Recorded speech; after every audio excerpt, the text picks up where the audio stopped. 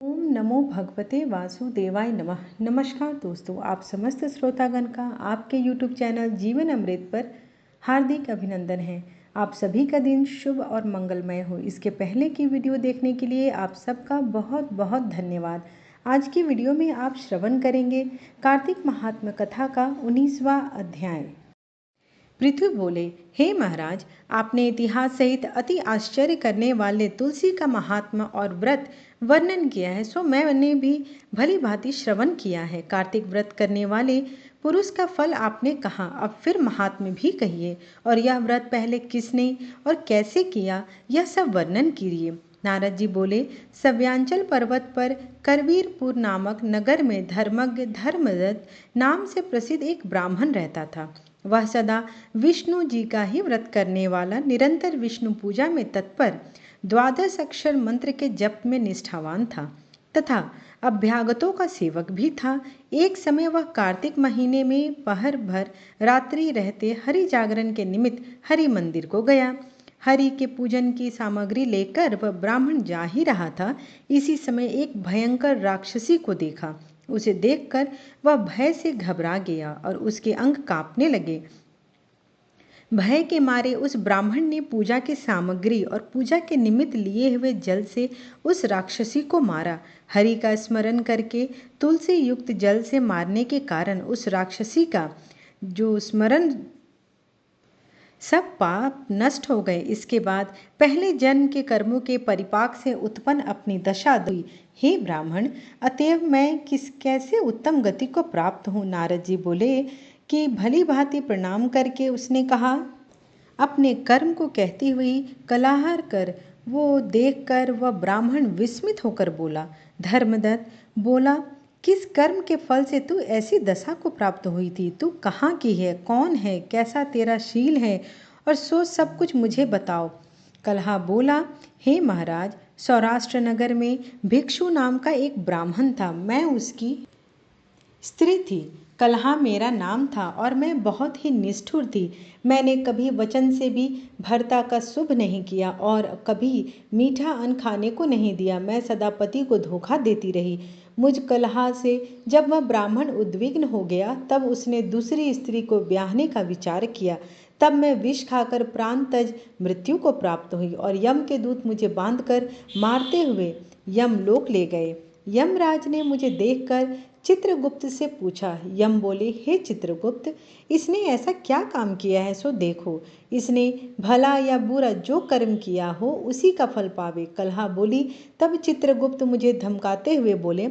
चित्रगुप्त बोले, इसने कुछ भी शुभ कर्म तो किया ही नहीं है और स्वयं मिष्ट अन्न को खाती हुई इसने अपने भर्ता को नहीं दिया। इससे यह बलुगनी नामक पक्षी की योनि में पड़कर अपनी विष्ठा को खाती रहेगी। इसने भर्ता से सदा द्वेष और कलह किया, इसलिए यह विष्ठा खाने वाली सूकर योनि में प्राप्त होगी। सदा पाक करने के पात्र अर्थात कड़ाही में, बटुली आदि में अकेली भोजन करती थी।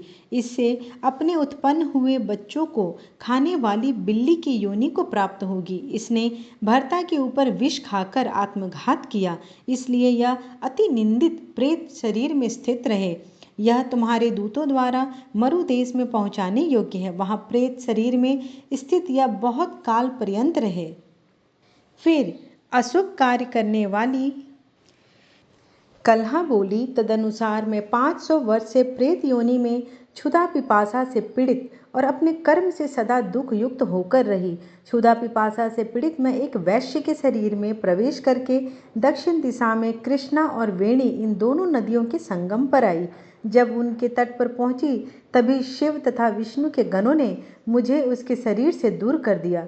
हे ब्राह्मण उत्तम, तदंतर क्षुधा से पीड़ित मैं तुम्हारी दृष्टि में आई और तुम्हारे हाथ के तुलसी दल युक्त जल के संगर्ष से मेरे पातक जो थे वो दूर हो गए। हे ब्राह्मण श्रेष्ठ, मुझ पर कृपा करो, जिससे मैं आगे होने वाली 3 योनियां जो प्रेत योनि से है उससे मैं मुक्ति पा सकूं।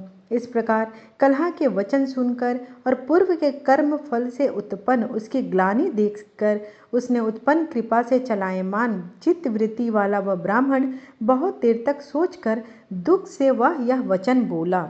इस प्रकार कार्तिक महात्म्य कथा का 19वां अध्याय यहीं पर समाप्त हुआ। आइए भजन सुनते हैं, उसके बाद आरती। अच्युतं केशवं कृष्ण दामोदरं रामनारायणं जानकी वल्लभम्। अच्युतं केशवं कृष्ण दामोदरं रामनारायणं जानकी वल्लभम्। कौन कहते हैं भगवान आते नहीं, तुम मीरा के जैसे बुलाते नहीं। अच्युतं केशवं कृष्ण दामोदरं रामनारायणं जानकी वल्लभम्। कौन कहते हैं भगवान खाते नहीं, कौन कहते हैं भगवान खाते नहीं। बैर सबरी के जैसे खिलाते नहीं। अच्युतं केशवं कृष्ण दामोदरं रामनारायणं जानकी वल्लभम्। कौन कहता है भगवान सोते नहीं, कौन कहता है भगवान सोते नहीं। माँ यशोदा के जैसे सुलाते नहीं। अच्युतं केशवं कृष्ण दामोदरं रामनारायणं जानकी वल्लभम्। ॐ जय जगदीश हरे स्वामी, जय जगदीश हरे। भक्त जनों के संकट, दास जनों के संकट क्षण में दूर करे। ओम जय जगदीश हरे।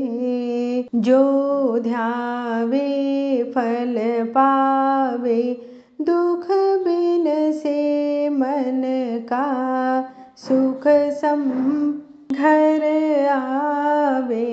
कष्ट मिटे तन का।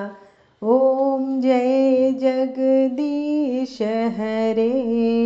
मात पिता तुम मेरे, शरण गहूँ मैं किसकी। तुम बिन और न दूजा, आस करूँ मैं जिसकी। ओम जय जगदीश हरे।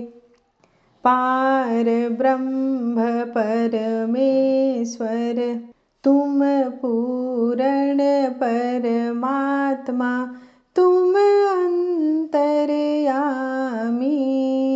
पार ब्रह्म परमेश्वर तुम सबके स्वामी। ओम जय जगदीश हरे। तुम करुणा के सागर, तुम पालन करता, मैं मूर्ख खल कामी। कृपा करो भरता। ओम जय जगदीश हरे।